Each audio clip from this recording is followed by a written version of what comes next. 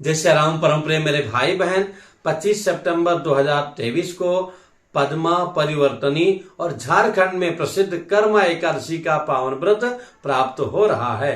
कर्मा मतलब इसी दिन माँ यशोदा जी ने कन्हैया जी के वस्त्रों को धोया था और भी इसकी कई सारी विधियां हैं जो झारखंड में बहुत ही उत्साह पूर्वक मनाया जाता है, जो इस बार 25 सितंबर को मनाया जाएगा। तो एकादशी का व्रत अवश्य करना चाहिए। इस एकादशी को एकादशी का जयंती भी कहा जाता है। तो इस एकादशी के व्रत का नियम वही है मेरे भाई बहन, जैसे अन्य एकादशी के व्रत का पालन करते हैं। पहले हम नियम की चर्चा कर लेते हैं कि एक दिन पहले से लहसुन प्याज बैगन, चूंकि एक दिन पहले महारविवार व्रत है तो निश्चित ही पवित्रता से आप लोग रहेंगे। अगर आपने वीडियो नहीं देखा तो देखिएगा और उस दिन जो है व्रत अवश्य कीजिएगा। एक समय भोजन ग्रहण कर सकते हैं बिना नमक का एक अन्न। तो एक दिन पहले से ही पवित्रता से रहना है। प्रातः उठ करके आसपास नदी हो, तीर्थ हो, तालाब हो, जलाशय, वहां जाके स्नान करें, नहीं घर में स्नान करें, पवित्रता से रहें। मध्याह्न काल में वामन भगवान की पूजा का विशेष महत्व दिया गया है, उनका पूजा करना चाहिए। जो पारण का समय है अगले दिन प्रातः 7:30 बजे से लेकर के 8:30 बजे के अंदर पारण करना उत्तम रहेगा। तो उसी समय पारण करने का प्रयत्न कीजिएगा। तो उत्तम यही होता है मेरे भाई बहन एकादशी में कि हम निर्जला रहें, नहीं जल पी के रहें, अथवा एक समय जल पी करके नहीं, एक समय दूध पी लिया, नहीं तो दोनों समय दूध पी लिया, उसके बाद में फल ग्रहण किया, वो भी एक समय नहीं तो 2 समय ग्रहण कर लिया। बिना नमक का, नमक लेना है तो सेंधा नमक। हाँ, जो वृद्ध हैं, बीमार हैं, बच्चे हैं, रोगी हैं, उनके लिए छूट है, पर उनको भी लहसुन प्याज बैगन कुनरू मसूर की दाल इत्यादि घर में बिल्कुल भी नहीं बनाना चाहिए। एक दाना चावल एक कीड़े के बराबर होता है। चावल और बैगन तो भूल करके भी छूना भी नहीं चाहिए। हाँ, पूजा अगर आप कर रहे हैं तो अवश्य उसमें आप प्रयोग कर सकते हैं, दोष नहीं लगेगा, क्षम्य हो जाएगा।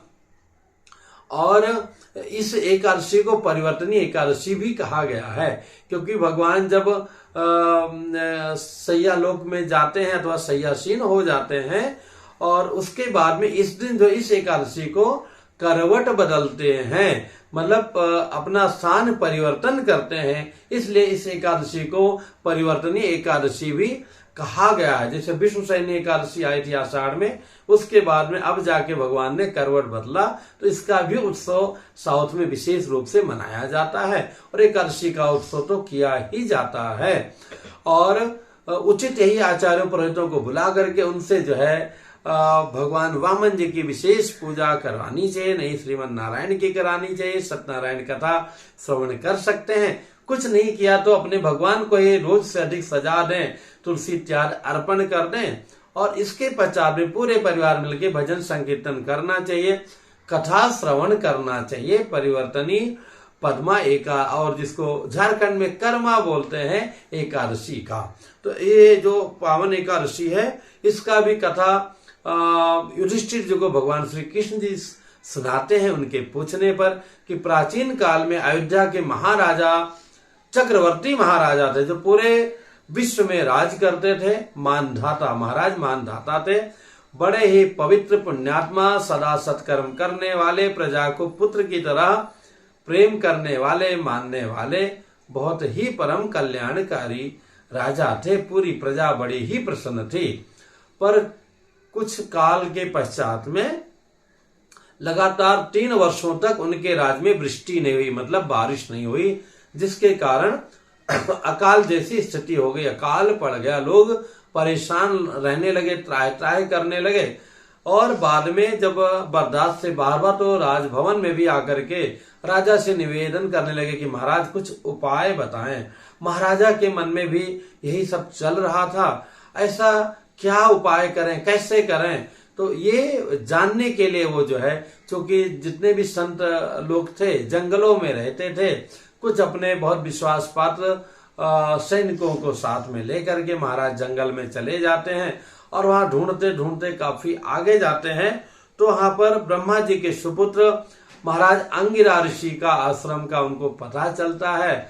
अपने घोड़सवार और सैनिकों को वहीं बाहर ही रख करके एकाध को साथ में लेकर के जाते हैं, साष्टांग प्रणाम करते हैं, ऋषि का सम्मान करते हैं। ऋषि उनके आगमन की बात कहते हैं, पूछते हैं। तब जब ये बताते हैं तब वो अपने ध्यान से जान लेते हैं कि इनके राज्य में एक ऐसा अयोग्य व्यक्ति है जिसको यज्ञ करने का अधिकार नहीं है। वो यज्ञ कर रहा है और बहुत दिनों से कर रहा है, जिस कमी के कारण पूरी प्रजा परेशान है। अब आप पूरा वाटर सप्लाई होता है पूरे महानगर में, सोचिए कोई व्यक्ति वहां गलती से बैठ जाए बीच वाली जगह में, जो सप्लाई वाला चैन जो भी होता हो उसको बंद कर दे या इलेक्ट्रिसिटी का बंद कर दे, तो पूरी प्रजा का क्या हाल होगा। अयोग्य व्यक्ति अपने इसरो में पहुंच जाए, अयोग्य व्यक्ति फ्लाइट में पहुंच जाए, अयोग्य व्यक्ति ट्रेन का ड्राइवर बन जाए, तो सोचिए पूरे पैसेंजर की क्या स्थिति होगी। इसी प्रकार से जिनको धर्म कर्म करने का ज्ञान नहीं है, हालांकि आप सभी जानते हैं कलयुग हर व्यक्ति ज्ञानी बन गया है, और यूट्यूब आने से तो बहुत ही ज्यादा कुछ भी कहेंगे, कुछ भी बोलेंगे, और उनको तो व्यू चाहिए। ऐसा नहीं होना चाहिए। जो जिस विषय का पारंगत है उसको उसी में कार्य करना चाहिए। तो अयोग्य व्यक्ति यज्ञ कर रहा है, तामस यज्ञ कर रहा है, जिसके दुष्परिणाम से वृष्टि मतलब बारिश होनी बंद हो गई है, उसका महाराज आप वध कर दो। तो महाराज जो है बड़े ही पुण्यात्मा थे, बहुत दुखी हुए कि महाराज चलो चाहे जिस भावना से कर तो सत्कर्म ही रहा है, लेकिन मेरे भाई बहन जैसे कि अपने सैनिक लोग, सैनिक में भी विशेष सैनिक लोग युद्ध का अभ्यास करें, तलवारबाजी, बंदूकबाजी, कराटे और हर प्रकार का अपना अभ्यास करें, कूदने का, उतरने का, तब तो बहुत अच्छा है।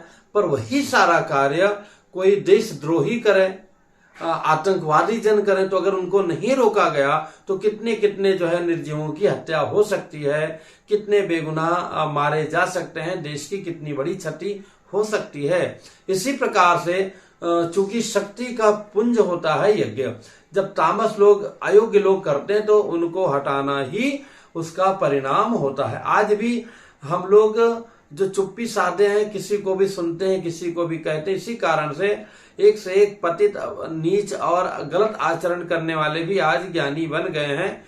उनको टीका लगाने में भी शर्म आती है, और औरतें तो कितना सारे, जैसे वो औरत ना होकर के कोई बी ग्रेड की हीरोइन हो, अपने अंगों का प्रदर्शन करते हुए और वीडियो में जो है भक्ति की बात करती है। बहुत ही दुख होता है कि कम से कम अपना जीवन तो आप पहले सुधार लो, फिर दूसरे लोगों से बात करो, क्योंकि उससे हमारे धर्म की बदनामी होती है। तो महाराज मानदाता ने कहा महाराज कोई और उपाय बताएं, मैं नहीं चाहता हूं चाहे जिस भावना से वो यज्ञ कर रहा है उसका वध हो। तो उन्होंने कहा आने वाली पद्मा एकादशी का महाराज आप व्रत करो, पूरे परिवार ही नहीं पूरे अपने राज्य के लोगों के साथ करो, निश्चित ही वृष्टि होगी और सबका परम कल्याण होगा। महाराज ने महाराजा ऋषि अंगिरा को प्रणाम करके उनका आशीर्वाद लेकर के अपने नगर को आते हैं।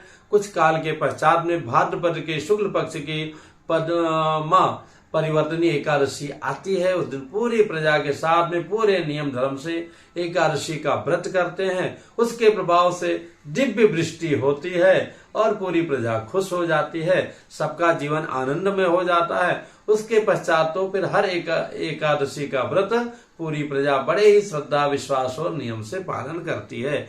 आप लोग करेंगे, आप लोगों का भी परम कल्याण होगा। इसके एक दिन पहले महारविवार का व्रत अवश्य कीजिएगा। पुनः मिलूंगा एक नई जानकारी के साथ में। गणपति बप्पा मोरया। जय सिया राम।